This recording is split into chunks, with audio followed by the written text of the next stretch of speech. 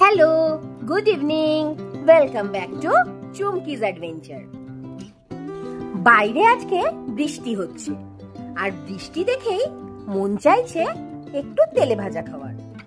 রোজ রোজ আর কতই বা বাইরের তেলে ভাজা খাবো, তাই আজকে বাড়িতেই বানিয়ে ফেলছি একেবারে দোকানের স্বাদের ডিমের চপ। চলো তাহলে আর দেরি না করে শুরু করা যাক আজকের রেসিপি। ডিমের চপ বানাবার জন্য আমি মিডিয়াম সাইজের 5টা আলুকে মাঝখান থেকে কেটে নুন দিয়ে ভালো করে সেদ্ধ করে নিয়েছি।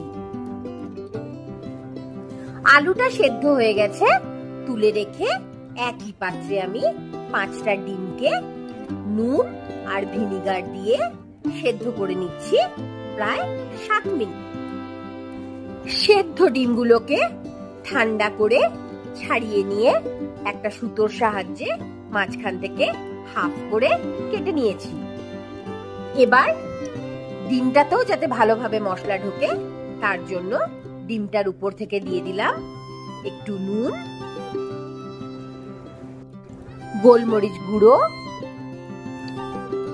আর একটু কাশ্মীরি রেড মির্চ পাউডার। আলুটা ঠান্ডা হয়ে গেছে, আলুটাকে ছাড়িয়ে নিয়ে তার মধ্যে একটু নুন দিয়ে একটা পটেটো স্ম্যাশারের সাহায্যে আলুটাকে ভালো করে স্ম্যাশ করে নিলাম। আলু আর ডিম রেডি হয়ে গেছে, এবার বানাবো চপের মশলা। তার জন্য কড়াইয়ে দিলাম 1 চামচ মৌরি, 1 ইঞ্চি সাইজের দারচিনি আর 4টে সবুজ এলাচ। আরো এর মধ্যে অ্যাড করলাম 1 চামচ জিরে আর 1 চামচ ধনে আর একটা শুকনো লঙ্কা অ্যাড করে মশলাটাকে ভালো করে ড্রাই রোস্ট করে নিয়ে এটাকে মিক্সিতে একটা পাউডার বানিয়ে নিয়েছি। এবার চপের আলুটা তৈরি করবার জন্য নিয়েছি কিছু মশলা। সেদ্ধ আলু, 3টে মিডিয়াম সাইজের পেঁয়াজকে কুচি করে নিয়েছি, আদা কুচি, রসুন কুচি, লঙ্কা কুচি। গুঁড়ো মশলার মধ্যে নিয়েছি নুন, হলুদ, কাশ্মীরি রেড মির্চ, ধনে জিরে পাউডার আর টেস্টের জন্য নিয়েছি বিট নুন, গোলমরিচ গুঁড়ো আর চাট মশলা আর ড্রাই রোস্ট করে রাখা ভাজা মশলাটা। আর নিয়েছি 1 বাটি কুচনো ধনেপাতা। একটা পাত্রকে ভালো করে গরম করে নিয়ে তার মধ্যে দিয়েছি 2 চামচ অলিভ অয়েল। তেলটা গরম হয়ে গেলে এর মধ্যে দিয়েছি কুচনো আদা, সঙ্গে দিয়েছি আরো 1 চামচ রসুন কুচি আর লাস্টে অ্যাড করলাম কাঁচা লঙ্কা কুচি। সবকিছুকে ভালো করে ফ্রাই করে নেব কাঁচা গন্ধটা যাওয়া অবধি। মশলাটা ভালো করে ফ্রাই হয়ে গেছে, এবার এর মধ্যে অ্যাড করলাম কুচনো পেঁয়াজ। পেঁয়াজটা যাতে তাড়াতাড়ি প্রসেস হয় তার জন্য অ্যাড করলাম 1 চামচ নুন।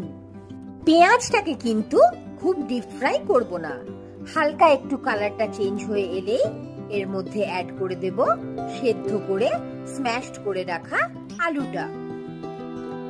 মিডিয়াম হিটে আগের মশলাগুলোর সঙ্গে আলুটাকে মিক্স করে ফ্রাই করব প্রায় 2 মিনিট। 2 মিনিট আলুটাকে মশলার সঙ্গে নাড়িয়ে নিয়ে এর মধ্যে অ্যাড করব কিছু গুঁড়ো মশলা। প্রথমেই দেব 1 চামচ নুন, তারপর দেব হলুদ গুঁড়ো, ভালো রঙের জন্য কাশ্মীরি রেড মির্চ পাউডার আর ধনে জিরে গুঁড়ো। সবার শেষে অ্যাড করে নেব ড্রাই রোস্ট করে রাখা মশলাটা, বড় চামচের 2 চামচ।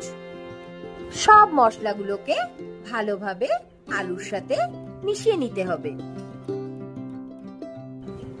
আলুটাকে কুক করতে হবে প্রায় 2 থেকে 3 মিনিট, মশলার গন্ধটা চলে যাওয়া অবধি। খেয়াল রাখতে হবে আলুটাতে যেন কোনো লাম্পস না থাকে, একদম একটা স্মুথ টেক্সচার তৈরি করতে হবে। তারপর এর মধ্যে অ্যাড করে নিতে হবে 1 চামচ বিট নুন আর 1 চামচ চাট মশলা। সবার শেষে ইন্ডাকশনটা বন্ধ করে অ্যাড করে নেব এর মধ্যে কুচনো ধনেপাতা। মশলাটাকে ঠান্ডা করে নিয়ে ডিমগুলোকে মশলাটার মধ্যে ভরে একটা ডিমের শেপ দিয়ে সব চপগুলোকে তৈরি করে নিতে হবে। এবার ক্রাম্পিং এর জন্য একটা পটে নিয়ে নিতে হবে 2টো ডিম, 1 চামচ কর্নফ্লাওয়ার, বিট নুন আর গোলমরিচ গুঁড়ো। একটা হুইস্কারের সাহায্যে সবকিছুকে ভালো করে মিক্স করে নিতে হবে। খেয়াল রাখতে হবে কর্নফ্লাওয়ারে যেন লাম্পস না থাকে। আর একটা পাত্রে নিতে হবে অনেকটা পরিমাণ ব্রেড ক্রাম্বস। তৈরি করে রাখা চপগুলোকে প্রথমে এগ ওয়াশ করতে হবে, তারপর সেগুলোকে ব্রেড ক্রাম্বস এর মধ্যে দিয়ে ভালো করে কোট করাতে হবে। চাইলে তোমরা একবার ক্রাম্পিং করতে পারো, কিন্তু একদম অথেন্টিক বাজারের মতো ক্রিস্পি খেতে গেলে এটাকে ডাবল কোট করতে হবে। সব চপগুলোকে একসাথে ক্রাম্পিং করে নিয়ে ফ্রিজে রেখে দিতে হবে প্রায় 1 ঘন্টা। এবার চপগুলোকে ভাজার জন্য কড়াইয়ে নিতে হবে সাদা তেল। তেলটাকে হাই হিটে ভালো করে গরম করে নিতে হবে। তারপর টেম্পারেচারটা কমিয়ে মিডিয়াম টু লো হিটে আস্তে করে একটা একটা করে চপ ছেড়ে ক্রিস্পি করে গোল্ডেন কালার আসা অবধি ভেজে নিতে হবে।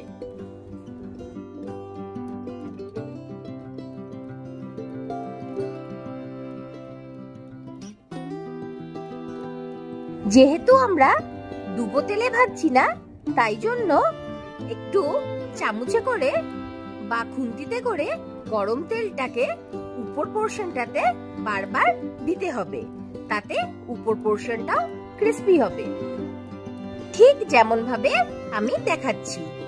তারপর সব চপগুলোকে ভেজে একটা টিস্যু পেপারের মধ্যে তুলে রাখতে হবে যাতে এক্সেস অয়েলটা সোক করে যায়। আমাদের ডিমের চপ একেবারে রেডি। দোকানের মতো স্যালাড কুচি, কাসুন্দি আর উপর থেকে বিট নুন ছড়িয়ে সার্ভ করলে একেবারে চপের দোকানের স্বাদ ঘরেই। বাড়িতে ট্রাই করে অবশ্যই জানিও কেমন লাগলো। ভিডিওটা ভালো লাগলে একটা লাইক, শেয়ার, কমেন্ট করো। আর হ্যাঁ, সাবস্ক্রাইব আর বেল আইকনটা প্রেস করতে ভুলো না কিন্তু। খুব তাড়াতাড়ি দেখা হবে আবার একটা নতুন ব্লগে। Till then, tata.